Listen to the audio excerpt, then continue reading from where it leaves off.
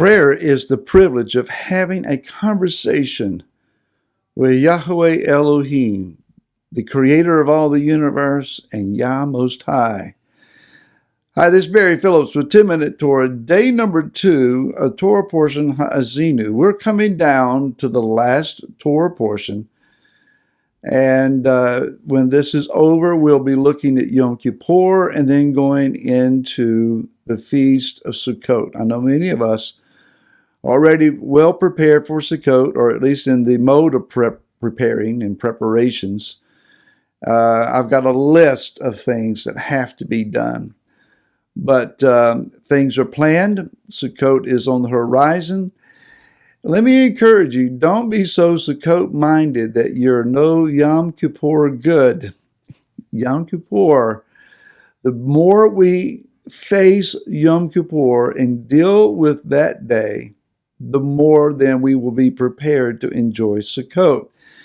Now, since we have celebrated Yom Teruah, the day of trumpets, or the day of noisings or shoutings, we are now in the days of awe. These days are particularly designed for you and I to face the intensity of prayer. Yah is listening for his people. To cry out to him, to call to him. And it's not just Yom Kippur that we're focusing on. Yom Kippur, we tend to put everything off and then do this big concentration of prayer and fasting on that day. It might be good for you and I to fast a meal here and there in these days in between Yom Teruah, Yom Kippur, and cry out to him. At the time of this recording, I was just awakened about 4:30 or so this morning, and out of a dead sleep, and was wondering, why am I suddenly awake? It wasn't a groggy feeling at all. My eyes were wide open, and I'm wide awake at an early time in the morning. What's going on? And I was instructed as to what to intercede for. So I prayed, knelt at the bed and prayed until I felt like that I had covered what needed to be covered, was able to lay back down and instantly go right back to sleep. What was that all about? I may never see it in the news. I may never hear any result of it. But I knew Yah was calling me to pray.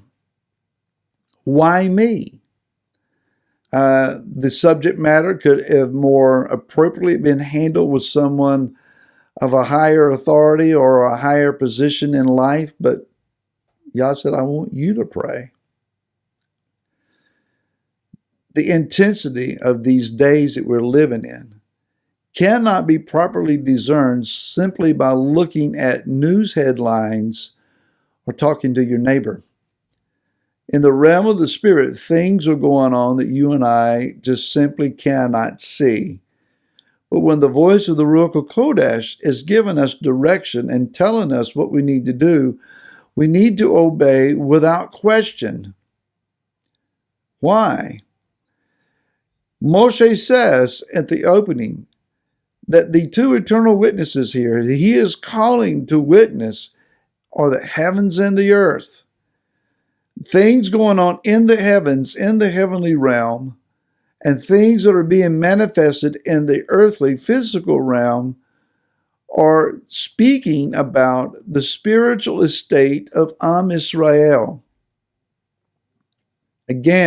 Once again, it's not about the individual. It's not about just me or just you. It's us. It's the community.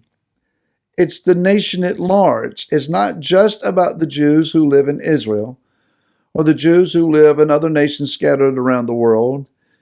It's not just about the house of Ephraim or Joseph that are scattered among the nations. It's the collective of all of us.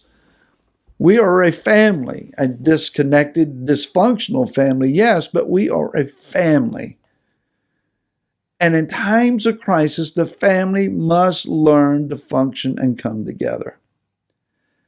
The one arena where we can agree is prayer.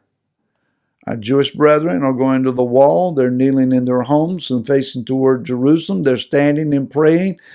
They're donning their tefillin and their prayer shawls, and they're faithful to pray in the mornings, and they're seeking Yah. They're crying out. Let's join them and understand that we need to add our prayers. This is not a prayer competition. This is a prayer coalition. Let me say that again. It's not a prayer competition between those who see the diamond from one side and faceted as those opposed looking at the other side. We're seeing the same thing from two different angles.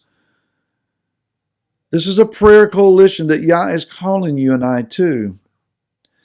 Now, in the book of Bereshit, Genesis chapter number 26, the first verse says that there was a scarcity of food in the land, but besides the first scarcity of food, which was in the days of Abraham, and Yitzhak went to Abimelech, sovereign of the Philistines, in Gerar.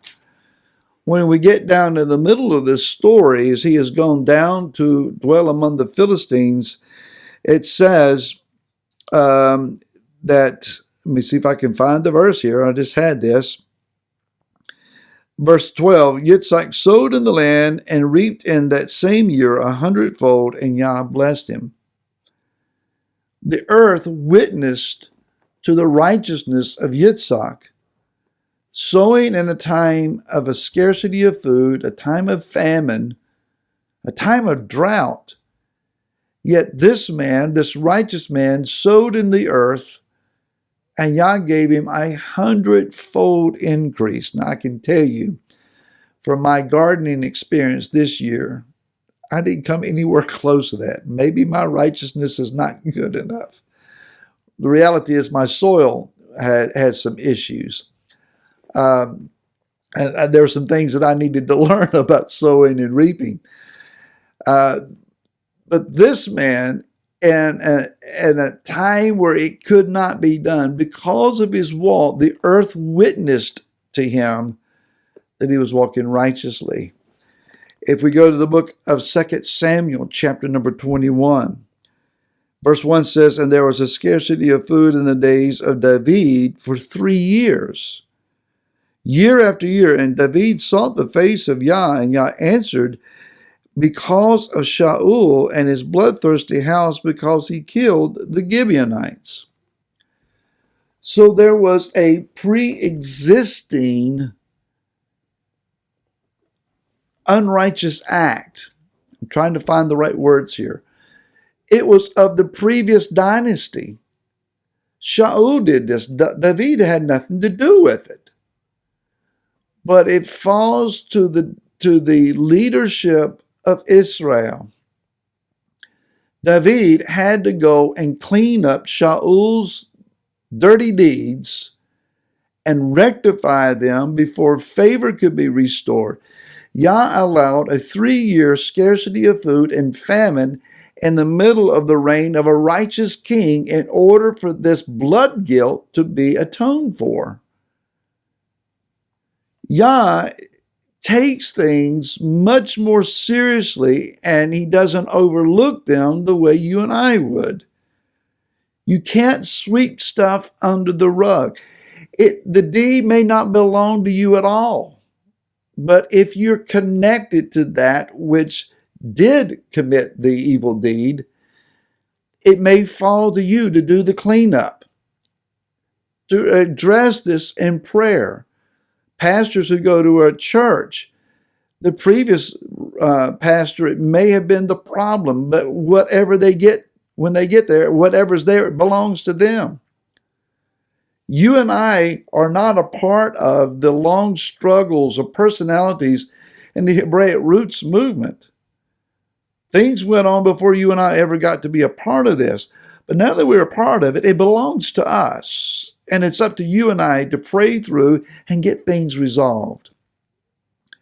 You and I didn't commit crimes of the past, racial discord of the past, anti-Semitism of the past, replacement theologies of the past, But it's time in prayer for you and I to address these during these days of awe, so that the plate can be cleaned, the matters can be made right, and the favor of Yah can come again upon his people. Until tomorrow, shalom.